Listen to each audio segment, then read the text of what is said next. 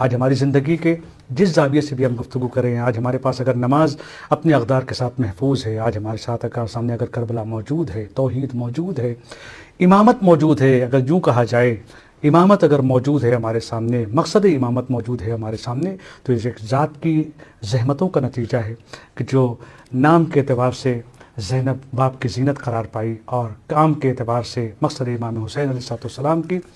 محافظ کہلائی، اور ساتھ ہی ساتھ جو جناب زہرا سلام اللہ علیہ نے کیا، ثانیہ زہرا بنی آپ، جناب زہرا سلام اللہ علیہ نے آپ نے اپنی زحمتوں اور اپنی محنتوں کے ذریعے سے ایک علی کو بچایا تھا، جناب زینب کبریٰ نے ایک ہی وقت میں ایک علی کی امامت کے مقصد کو بچایا اور دوسرے علی کی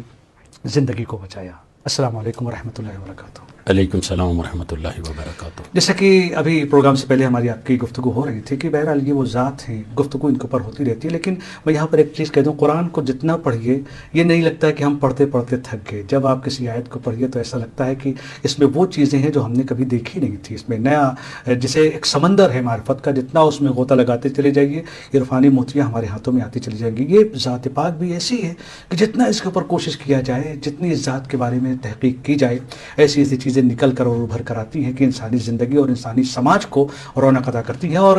ساتھ ہی ساتھ اس پروگرام کو لے کر آپ یہاں پر تشریف لائے اور ہماری دعوت کو قبول کیا، ہم آپ کے تہہ دل سے اپنے تمام ناظرین کی طرف سے، اپنے تمام دوستوں کی طرف سے شکریہ ادا کرتے ہیں۔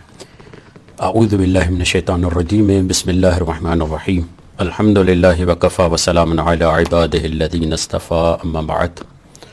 السلام علیک یا فاطمۃ المعصومہ، اشفعی لنا فی الجنہ ورحمۃ اللہ وبرکاتہ۔ شکر گزار و سپاس گزار خالق کائنات کے اور نگاہ لطف چاردہ معصومین علیہ السلام کے کہ پروردگار عالم نے ہمیں آپ کو ہادی ٹی وی کے اراکین، دوستان، رفقا کو یہ توفیق دی کہ معارف آل محمد کے موتی لوگوں میں تقسیم کر پائیں اور صحیح طریقے سے ان کو اہل بیت کے نزدیک کریں۔ بہت ہی مقدمے میں آپ نے بہت ہی جالب اور پر معنی مطلب بیان کیا، اور اس مطلب کی تائید امام جعفر صادق علیہ السلام کی روایت سے ہوتی ہے۔ وہ تائید یوں ہوتی ہے کہ ایک شخص آتا ہے امام صادق علیہ السلام کے پاس اور امام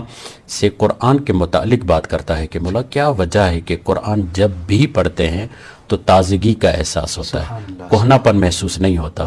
ایسا نہیں لگتا کہ قرآن قدیمی کتاب ہے، بلکہ لگتا ہے کہ قرآن آج کے زمانے کی کتاب ہے، اور حقیقت بھی یہی ہے۔ تو امام جعفر صادق علیہ السلام نے کہا یہ ایسے ہی ہے جیسے سورج روز طلوع ہوتا ہے تو اس کی کرنیں ویسی کی ویسی ہوتی ہے مگر وہ تازگی کا احساس دیتی ہے۔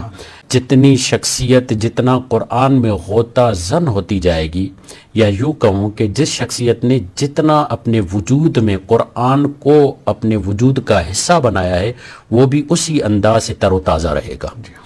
اور آپ توجہ فرمائیں کہ حضرت زینب صلوات اللہ تعالی علیہ وہ ذات ہیں کہ واقعاً اگر ان کی زندگی کی تفسیر کی جائے تو قرآن ہی کی تفسیر بنتی ہے۔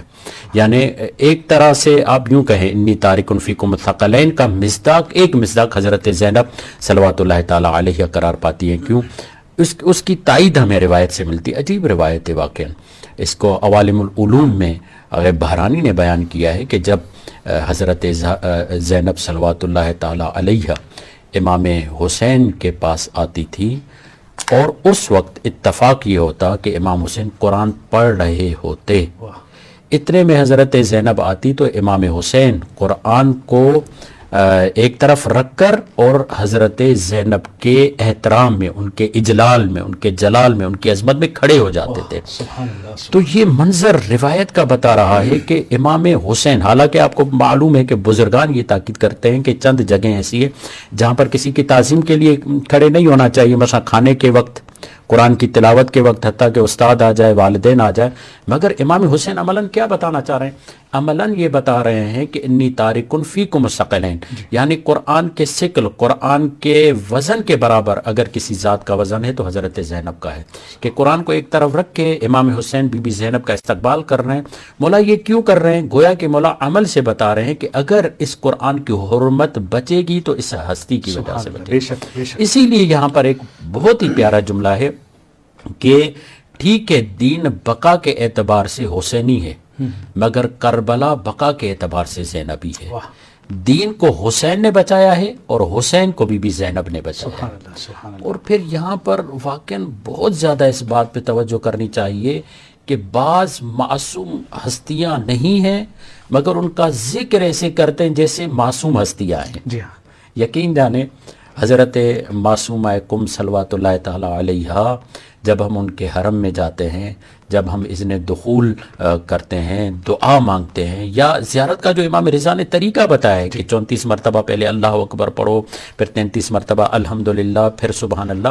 یہ عظمت و شوکت بتا رہی ہے کہ کتنے عظیم درجے پر ہیں، کہ گویا کہ جس طریقے سے معصوم ہستی کے سامنے دل خاضع ہو جاتا ہے، خشوع میں بدن آ جاتا ہے، ویسے ان ہستیوں کے سامنے، ان کے ذکر کے سامنے وجود خاضع ہو جاتا ہے۔